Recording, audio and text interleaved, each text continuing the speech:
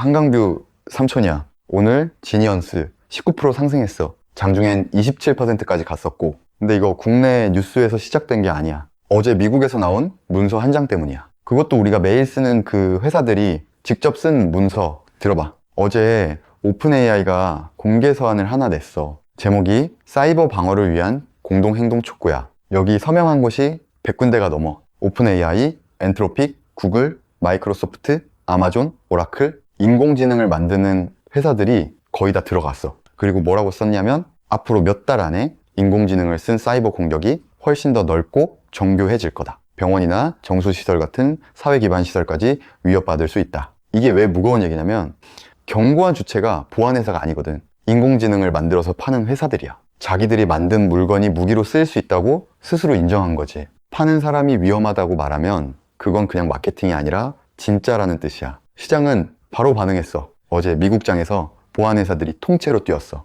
크라우드 스트라이크랑 팔로알토가 10% 넘게 상승했어. 그리고 오늘 아침 그 돈이 한국으로 넘어왔어. 하나증권이 리포트를 내면서 관련주로 안랩, 지니언스, 라운시큐어를 짚었어. 여기서 보안주가 통째로 움직이기 시작한 거야. 그런데 오늘 하필 국내에서도 재료가 하나 더 터졌어. SK텔레콤이 주도하는 사이버 보안 인공지능 컨소시엄이 발표됐거든? 과기정통부 사업인데 보안에 특화된 인공지능 모델을 국가 차원에서 만들겠다는 거야. 여기 참여 기업 명단에 지니언스가 들어가 있어. 밖에서 온 재료랑 안에서 나온 재료가 같은 날 겹친 거지. 그래서 지니언스가 뭐 하는 회사냐? 두 가지를 만들어. 하나는 넥이라고 부르는 망접근 제어야. 회사 네트워크에 아무 기기나 못 붙게 막는 거지. 노트북이든 휴대폰이든 허가 안 된 건 문 앞에서 걸러내는 문지기라고 보면 돼. 또 하나는 EDR, 단말 보안이야. 문을 뚫고 들어온 놈이 있으면 그 놈이 안에서 뭘 하는지 계속 지켜보다가 잡아내는 역할이고, 문지기랑 감시자 두 개를 같이 파는 회사야.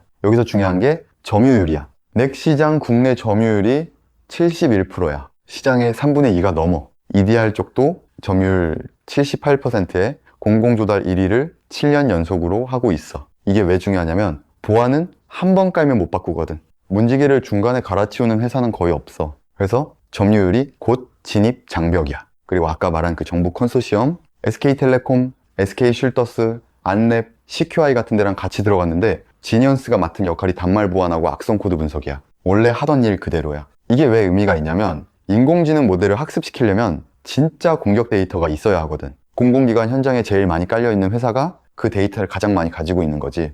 점유율 71%가 그냥 매출이 아니라 데이터 자산이 되는 구조야. 그리고 이 모든 게 이미 숫자로 나오고 있어. 2분기 매출이 131억, 영업이익이 25억이야. 영업이익이 1년 전보다 143% 늘었어. 상반기로 묶으면 매출 249억으로 반기 기준 역대 최대고, 영업이익은 43억으로 294% 증가했어.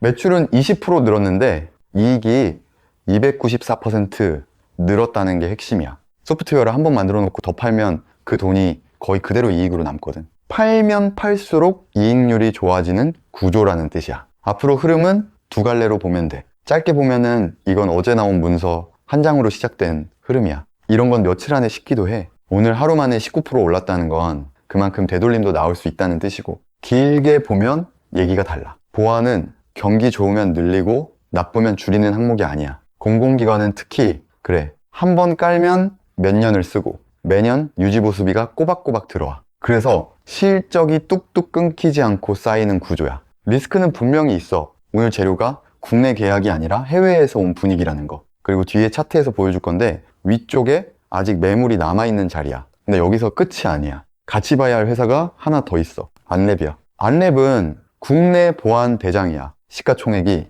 6,600억이니까 지니언스보다 4배 넘게 커. 오늘 하나증권 리포트에서도 관련주 첫 번째로 이름이 올라갔어. 근데 오늘 얼마 올랐냐면 4%야. 지니언스가 19% 갈 때 안랩은 4%. 이게 이상하지? 이유가 있어. 테마가 처음 터지는 날은 돈이 큰 데로 안 가. 같은 재료면 작고 빨리 움직이는 쪽으로 먼저 붙거든. 그래서 안랩을 같이 보라는 거야. 아까 그 정부 컨소시엄 안랩도 지니언스랑 같이 들어가 있어. 같은 재료를 공유하는데 아직 안 움직였다는 뜻이지. 다만 반대로도 봐야 해. 대장이 안 따라오면 그 테마는 하루짜리로 끝나기도 해. 그래서 안랩이 다음 주에 따라붙는지 아닌지가 이 테마가 진짜인지 아닌지 알려주는 신호가 될 거야. 자, 여기까지가 이 회사가 뭐고 왜 올랐는지였어. 이제 진짜 중요한 걸 보자. 회사가 좋다는 건 알겠는데 오늘 그 자리에 돈이 진짜 들어왔는지는 차트가 말해주거든. 차트 띄워놓고 하나씩 뜯어볼게. 첫 번째, 돈이 얼마나 들어왔나. 오늘 거래대금이 186억이야. 시가총액 1563억짜리 회사에 하루 186억이 돌았어. 그런데 절대 금액보다 중요한 게 평소랑 비교하는 거야. 이 종목 최근 20거래일 평균 거래량이 하루 3만 주 정도였어. 어제만 봐도 2만 주였고, 그런데 오늘은 106만 주가 거래됐어. 평소에 37배야. 37배라는 건 어제까지 이 주식을 쳐다보지도 않던 돈이 하루 만에 들어왔다는 뜻이야. 이게 진짜 상승이랑 가짜 상승을 가르는 첫 번째 지점이야. 거래량 없이 오르는 건 파는 사람이 없어서 오른 거고, 거래량 터지면서 오르는 건 사는 사람이 있어서 오른 거거든. 두 번째, 그 돈이 이 회사 크기에 비해 얼마나 큰가. 시가총액은 1563억이야. 코스닥에서 작은 편이지. 그리고 회전율을 보면 21%야. 회전율이 뭐냐면 시장에 실제로 풀려있는 주식 중에 오늘 몇 퍼센트가 손을 바꿨는지야. 이 회사는 유통 물량이 56% 정도인데 그중 21%가 오늘 하루에 거래됐어. 5개 중에 1개가 하루 만에 주인이 바뀐 거야. 이 정도면 어제까지 들고 있던 사람이랑 오늘 들고 있는 사람이 상당 부분 다르다는 얘기고, 이렇게 물량이 한번 크게 갈아엎어지면 위에서 물려있던 매물이 정리되면서 다음 흐름이 가벼워지는 경우가 많아. 세 번째, 그러면 누가 샀냐? 오늘 기관이 9만 주를 순매수했어. 외국인이 2만 주 사갔고, 그리고 개인이 10만 주를 팔았어. 이게 제일 깨끗한 그림이야. 기관하고 외국인이 같이 사고 개인이 파는 구조. 특히 봐야 할 게 어제까지야. 어제까지 이 종목은 기관 순매수가 사실상 없었어. 관심 자체가 없었다는 거지. 그런데 오늘 하루에 9만 주가 들어왔어. 갑자기 들어온 돈이야. 방향은 기관이 끌었어. 외국인보다 3배 넘게 샀으니까.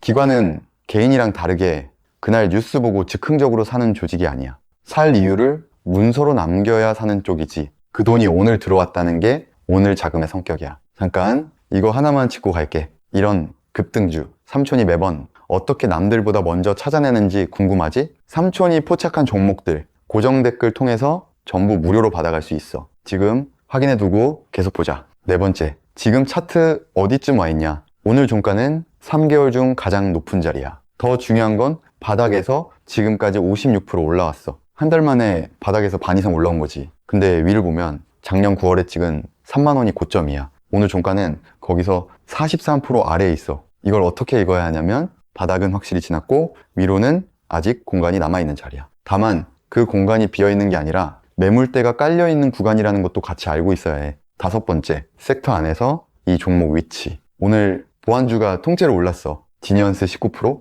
라온시큐어 16%, 안랩 4%, 파수 3%. 작은 종목만 튄 게 아니라 대장까지 같이 올랐다는 게 중요해. 몇 개만 튀면 그건 재료 반짝이고 위아래가 다 오르면 돈이 섹터로 들어온 거거든. 그런데 순서가 거꾸로였어. 보통은 대장이 먼저 가고 아래가 따라가는데 오늘은 아래가 먼저 갔어. 이유는 하나야. 테마 첫날에는 돈이 명분 있는 대로 붙어. 이 종목은 이익이 294% 늘어난 실적이 이미 나와 있었고 정부 컨소시엄 명단에도 이름이 있었어. 살 이유를 댈 게 있었던 거지. 그래서 다음 관전 포인트는 대장이야. 안랩이 따라오면은 섹터 전체가 돌기 시작한 거고 안 따라오면은 오늘이 고점이었던 거야. 마지막 차트가 그리는 모양. 오늘 캔들을 잘 봐야 해. 시가갭을 띄우고 시작해서 장중 고가가 18,600원까지 갔어. 그런데 종가는 17,200원이야. 고가에서 7% 반납하고 마감한 거지. 윗꼬리가 크게 달렸어. 이게 뭘 뜻하냐면 파는 사람이 많았다는 거야. 급등 첫날에 윗꼬리가 달리면 두 가지로 갈려. 하나는 못 넘고 밀린 거, 하나는 위에 있던 매물을 받아내는 중인 거. 지금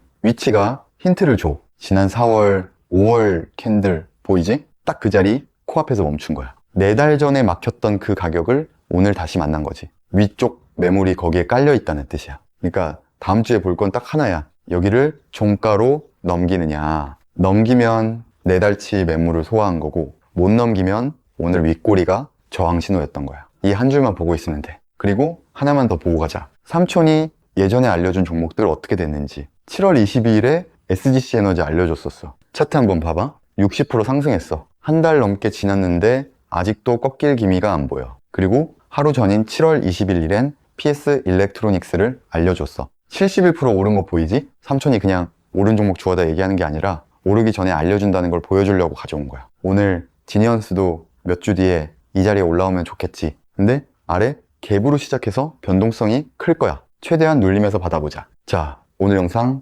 여기까지야. 삼촌이 이렇게 매번 급등주를 먼저 잡아내는 거 궁금한 사람 많더라. 삼촌이 포착한 종목들 고정 댓글에 전부 무료로 풀어놨어. 구독이랑 좋아요 누르고 고정 댓글에서 받아가. 이런 거 한 달에 두세 번만 잡아도 한강뷰 가는 거 어렵지 않아. 가보자고.